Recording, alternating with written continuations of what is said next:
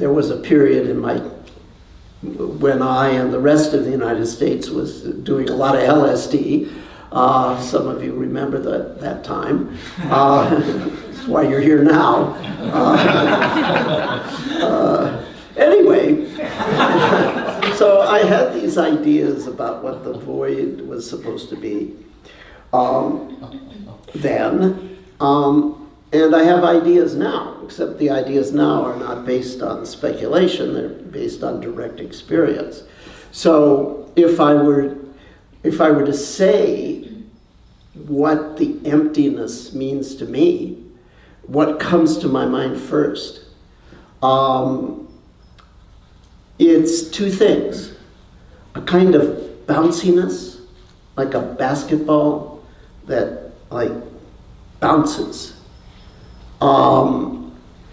And the second thing would be a connectivity, a connector that holds the whole universe together and therefore is naturally linked to a sense of love.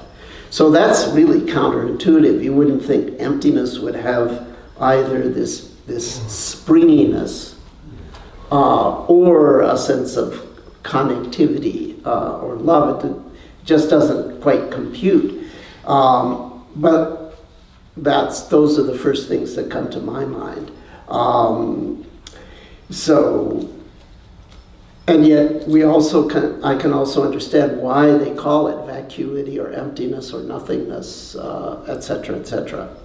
So, it's counterintuitive.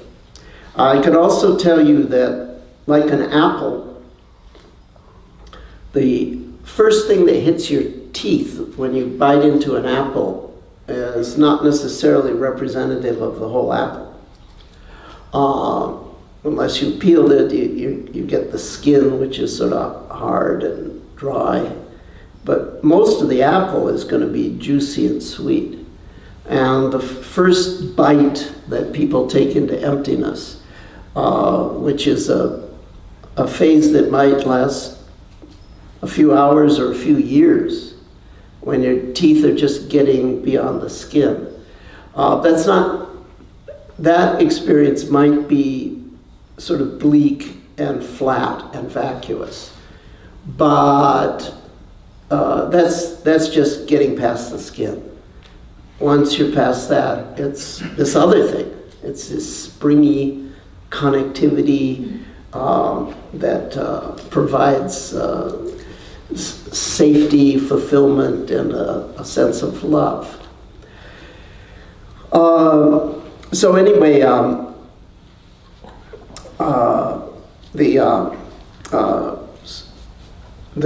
in the online, someone asked me the different flavors of no self, and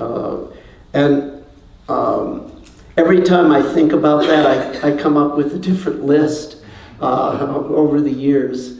So like a list came up to me, and I thought it was interesting, so I thought I would share it with you, but who knows what it will be, next month or next year.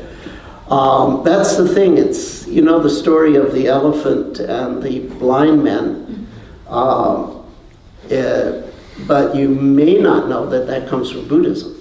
It's a metaphor. The elephant is enlightenment. And people tend to see a certain part of it, and so describe it, it's like a rope, or it's like a wall, or it's like a pillar, or it's like a sharp, like a tusk, or it's like a hose. Well, yeah, all of that, because there's all these different facets to it, which can be confusing. So it's important not to fixate one's view. One of my teachers used to say, "Kyo no satori wa ashita no machigai." Today's enlightenment is tomorrow's mistake. Meaning not error, but rather that your perspective broadens and deepens and changes as time goes on.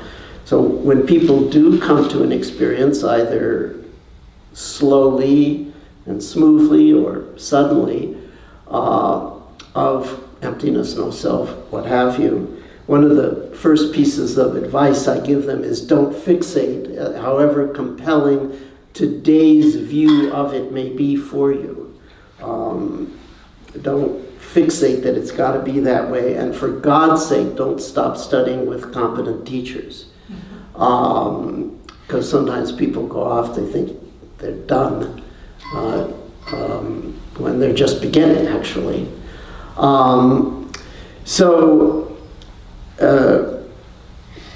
We have this meeting that takes place every few years where the so-called Western teachers, which means people teaching Buddhism full-time in the West. It doesn't have anything to do with your race. It's just where your main activity is in the Americas and Europe and so forth, as opposed to the homeland of Buddhism, Asia. So there's this Western teachers meeting, and it's like a professional meeting for people that do this full-time. And so it's interesting, and for me, I've always enjoyed it. It's a lot of fun. And it's like a professional meeting, and people discuss topics and so forth. So this was a number of years ago. We broke up into interest groups. So you got to choose what interest group you're going to be. So I chose the group that was called, quote, "How do you deal with the issue of enlightenment?" So I thought that sounds interesting. I'll go to that group because I definitely have some ideas. But it was like sort of sad because it turns out it wasn't what I thought it was. The topic was not what I thought. It's like, okay, a bunch of teachers are going to get together and tell their strategies and their algorithms for leading people to stream entry. But that's not what it was about. It was about how do you avoid marginalizing students who aren't yet enlightened and still talk about enlightenment. It was like the avatar of everything that's wrong with politically correct. Sorry if that offended someone. But it's like, well, we don't want to, make people feel bad because they're not enlightened yet. Or whatever. So it's like, well, that's not what I thought that was going to be. So let me say what I couldn't say in that meeting.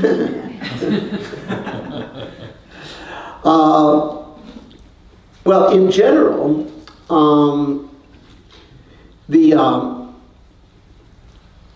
any approach has the potential of showing you the no self. Any approach. So it's not like one is privileged over another, and in fact, it's not infrequent that no approach shows someone no self. But people that don't meditate, that don't have a practice, it just happens. Not uncommon.